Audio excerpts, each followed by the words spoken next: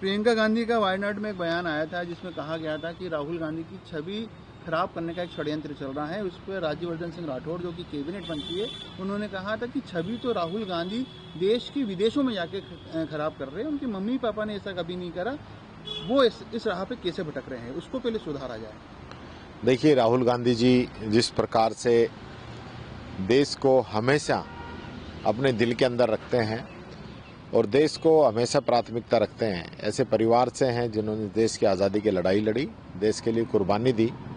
आज वो लोकसभा के नेता प्रतिपक्ष हैं और हमेशा इन चीज़ों का हमेशा ध्यान रखते हैं। ऐसा नहीं है, वो कोई बात कहते हैं तथ्यों के आधार पर कहते हैं और उन बातों को उनके आगे से पीछे से काट के बीच की क्लिपिंग इस प्रकार से चला के जो बीजेपी करना चाहती है, इससे इस देश की जनता अब सारी बातें समझ चुकी है, कोई फर्क पड़ने वाला नहीं है।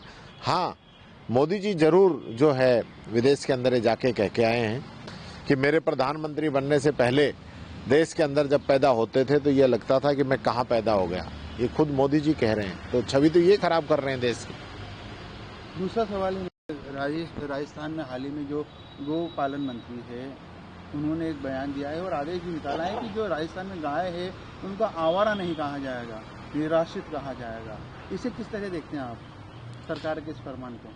देखिए, नाम बदलने में तो बीजेपी माहिर है, मास्टर है, सरों से उसी काम में लगी हुई है। नाम बदलने की बजाय एक ठोस कार्य योजनाएं जारी करें गौ माता के लिए कि किस प्रकार से गौ माता का जो बाजारों के अंदर, सड़कों के अंदर, हाईवेज के अंदर जिस प्रकार से एक्सीडेंट हो रहा है, पॉलीथीन खा रही है, मौत हो रही है, बीमार हो रही है और तस्करी हो रही है, उन सब चीज़ों पे किस प्रकार से रोक लगाया जाए। आप नाम बदल दीजिए, उससे कोई फर्क पड़ रहा है क्या? आप तो जनता के संस्कार हैं, गौ माता को जनता माता कहना चाहती है, कहती है, लेकिन आप जो है उनके लिए कोई ठोस योजना नहीं लेके आ रहे। आप योजना लेके आइए। हमारी सरकार थी, हमने आज तक के इतिहास में सबसे अधिक जो पैसा है वो गौ माता के लिए दिया। वसुंधरा जी ने शुरुआत की, उसके बाद उनसे भी 5-6 गुना पैसा हमने अशोक गहलोत जी ने दिया।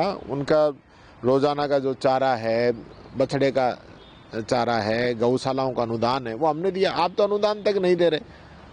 जो गौशालाओं का अनुदान पेंडिंग पड़ा है, उनके लिए गौशालाओं के मालिकों को चक्कर काटने पड़ते हैं।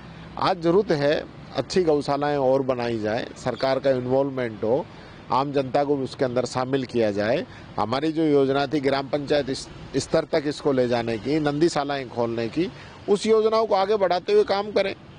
जो गौशालाएं हैं उनका अनुदान बढ़ाएं। अभी महंगाई इतनी बढ़ रही है, अभी आप 1 रुपये 2 रुपये बढ़ा रहे हो, उससे कोई काम चल जाएगा? आज चारा क्या भाव है? चारा जिस भाव में आ रहा है, इनको पता ही नहीं होगा किस रेट के अंदर चारा आ रहा है, क्या व्यवस्था हो रही है। तो चारा नहीं, पानी नहीं, व्यवस्था नहीं, नाम बदल दो आप। फिर भी गाय को आवारा बोलते थे, तो तुम निराश्रित बोलेंगे तो सम्मानजनक तो नहीं। ठीक, अब इसमें मैं फिर वही बात कह रहा हूँ, आप तो आवारा छोड़ते ही क्यों उनको? आप उनकी व्यवस्था करो ना कि आवारा रहे नहीं। आप उनकी व्यवस्था कीजिए, घर के अंदर रखिए, उनके लिए गौशालाएं बनाइए, तो ऑटोमेटिक लोग आवारा कहना बंद कर देंगे। आवारा इसलिए कह रहे हैं कि वो सड़कों में घूम रही है। अब आप निराश्रित कह दो, कल और कोई तीसरा नाम ले आना, पर्सन और नया नाम ले आना। जब तमाम खिलाड़ी प्रत्याशी मैदान में हैं, निर्दलीयों का आज नाम वापसी का अंतिम दिन है, आपके भी कई निर्दलीय बागी ताल ठोक रहे हैं, खासतौर पर नरेश मीणा एक बड़ी चुनौती है, ओबीसी सीटों की कुछ और लोग भी है, किस तरह मनाने का प्रयास रहेगा?